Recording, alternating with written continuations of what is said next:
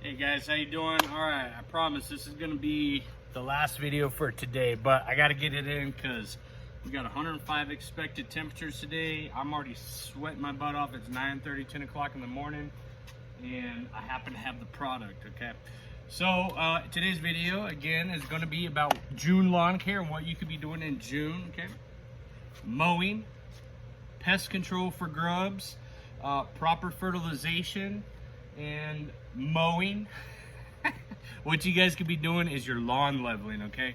Last year we did a lawn leveling in May. This year I've decided to wait till June because I want to see how late we can do a lawn leveling video. And then two, triple digit heat. When can you put sand down so it doesn't burn your lawn, or when can you put sand down and it does burn your lawn? The fact of the matter is, if you do it properly, it's not going to burn your lawn, okay?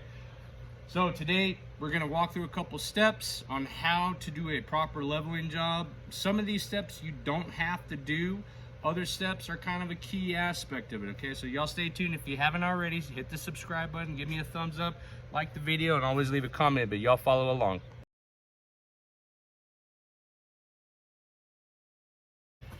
Alright guys, so back to basic lawn leveling here in June. Okay, there's a couple different approaches you guys can take to this. As you can see, we've already mowed, edged, trimmed, blew off debris, and I put down some product, okay, our fertilizer, our summer stress blend fertilizer, okay? We're going high in potassium, remember that. Get away from the nitrogen, back down on the nitrogen, or spoon feed it, but get higher on the potassium, okay? Your seed heads, that's your indicator. So back to the lawn leveling topic of the video. There's a multitude of ways of doing this. You can dump a bunch of piles throughout the yard, which is what the typical lawn care community does. I do that myself for all my clients. I do it here for the house. But I'm gonna show you one more method to the madness, okay? And it's simply acting as if you were a drop spreader, where you're putting your sand or your compost 50-50 ratio into a bin, and it spreads it out. And I could use that spiker spreader that I got. It's rated for sand disbursement, but I'm not going to. I'm going to go ahead and show you another method where we're simply tossing the sand and letting the granulars kind of fall where they may. You guys just I guess follow along.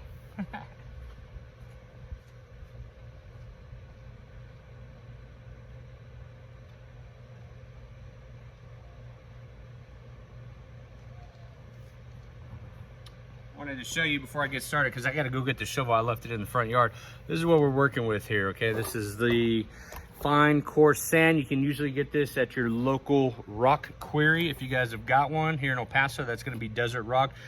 Job's got some as well, but today we're simply using our shovel and throwing that sand out there like that. If you haven't already done so this season, when you're doing your leveling process, a good opportunity is to go ahead and aerate your lawn. Now, I don't recommend it for sandy soil systems. It's not necessary to aerate it during a sand leveling process. If you guys are in the transition zone or up north, cool season grass types, and you got heavy clay soil, I would go ahead and get an aeration in. Even if you do the aerate and overseeding in the fall, if you're doing a lawn leveling, say for like Kentucky bluegrass, for example, go ahead and aerate that. Get those cores out of the lawn. You don't want to leave them in there. And then go and do your leveling job. But this is one of the methods of the madness.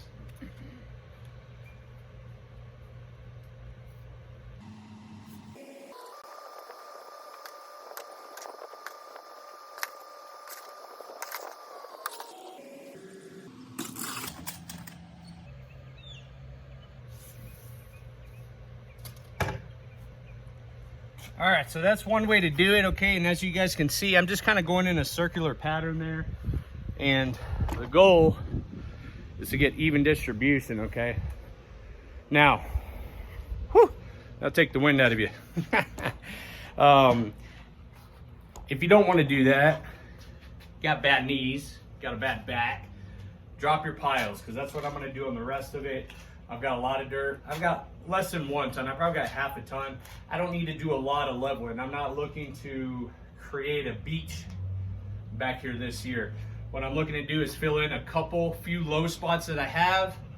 I'm going to use the leveling rake, and let me I'll get to the leveling rake here in a bit. But right, so now that we got our piles spread out, we're simply going to take a lawn leveling rake. Okay, I had a comment earlier, where do you get one of these, or how you level a lawn, either prior to sod or this kind of job. Home Depot or Lowe's, they got them there. Okay, or you can get them from Amazon. After you level this out, or after you spread your piles wherever you want, then you're going to come back and you're going to use your lawn leveling tool. This right here, you cannot get at Amazon, okay? I'm sorry, at the big box stores. You got to get this on Amazon, okay? Also, if you go check out Ryan Knorr Lawn Care on YouTube, he's got a link below in his descriptions on his website where you guys can get one of these as well. I don't, so go check them out. But we're just gonna spread these dirt piles out and we're gonna work it into the turf, okay? Get it down to the soil system.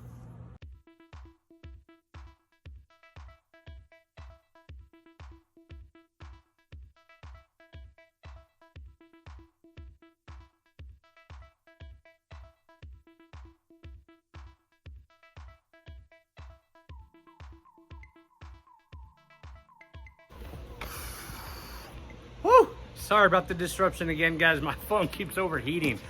We got like 105 forecast today. It's like the sun's coming down right on the back of my phone. It's crazy. Yeah, I still record with my phone.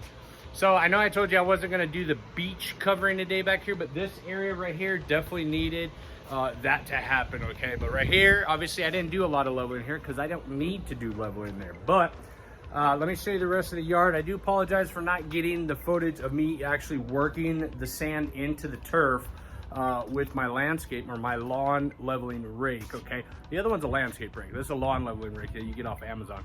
But as you guys can see, I went back and forth, north, south, east, west, and I worked the sand into the turf, okay? After you've done a major lawn leveling, which I did last year, the following year, it's not gonna be as much. You're not gonna need to do as much leveling, okay? Unless you got a whole bunch of kids out there, you're playing football games out there, you got the dogs digging up the yard, you're not gonna have to do a whole lot of leveling, which is why I only brought half a yard of sand with me today, okay? The rule of thumb when leveling, okay, for every half inch of grading or leveling you want to raise, you need a yard of sand or compost, okay, for every half inch. Did I say that right? I take it back. Every quarter of an inch. Forget what I said. Every quarter of an inch per 1,000 square feet. This is getting confusing. Quarter of an inch for every 1,000 square feet, 1 yard. Every quarter of an inch per 1,000 square feet, you need 1 yard of sand, okay, or material. Okay, I've got 1,000 square feet, okay, I didn't need to do a lot of raising, maybe 1/8 of an inch, so I only used half a ton, okay, I went really low, and I was able to work a lot of that material in, okay? I don't know if you guys saw my piles everywhere, but I was able to work that material into the soil system. The low spots, the lowest spots where I really wanted to focus on is definitely the perimeters here. This area right here, where we get out of the pool, in and out of the pool, it always subsides there, it always sinks there for some reason. And I know there's an irrigation line that runs under there, but every year it seems like it gets lower and lower, so we backfill with sand. Same thing with along the perimeter and the edges, we got it covered. That is your basic lawn leveling. Now what I'm gonna do, and here's a pro tip for you guys, after you do your leveling, you're gonna go ahead and water it in. It doesn't have to be after, it doesn't have to be the night of. You can stick to your routine watering cycle. You gotta stay off of it, okay? But you're gonna get to your routine watering. The pro tip is you take a lawn roller, okay? In the lawn care community, when we do our turf installations or we're laying down grass seed or we're leveling, we use lawn rollers, okay? They can weigh up to 200 to 250 pounds when they're full of water. What I like to do after I've gotten a good deep soaking in is I go ahead and roll it. So when I get home later this week, any odd even number, doesn't matter, I'm gonna go ahead and roll it. I simply walk back and forth on it, even though I told you to stay off of it. You gotta stay off of it until the grass pushes through everything, but I'm gonna go ahead and roll it, okay? Not everybody's got a roller, not everybody can go and, actually you can go and rent one if you'd like, but you come back and you roll your lawn. What that's gonna help do is compress that soil down, in addition to the new material that you put down, for example, the sand, and it's gonna make everything nice, smooth, and flush and flat one last time. give it a week. Last May when I did this video, we had a fully established green lawn back to routine mowing 1 week later. So I did less sand this time because I only needed to do less sand. So I'm expecting the same. We got the fertilizer product down. The addition, again, pro tip here, this is next level lawn care. I went ahead and added my monthly application of biochar, okay, or humichar. That's the humic acid and the biochar combination. You can apply that stuff once a month, twice a month, however much, one time a year, whatever you guys want to do. The idea is to get that carbon into the soil so that you've got that additional water retention, nutrient retention value, and you're adding carbon back to the soil system to help push this stuff through the sand. That's lawn leveling, guys. Cut and dry, simple as it gets. All right, if you guys have any questions, always fertilize that subscribe button. Leave me a comment below if you have any additional questions. I'm here to help you guys out in any way, shape, or form. Y'all take it easy. Deuce.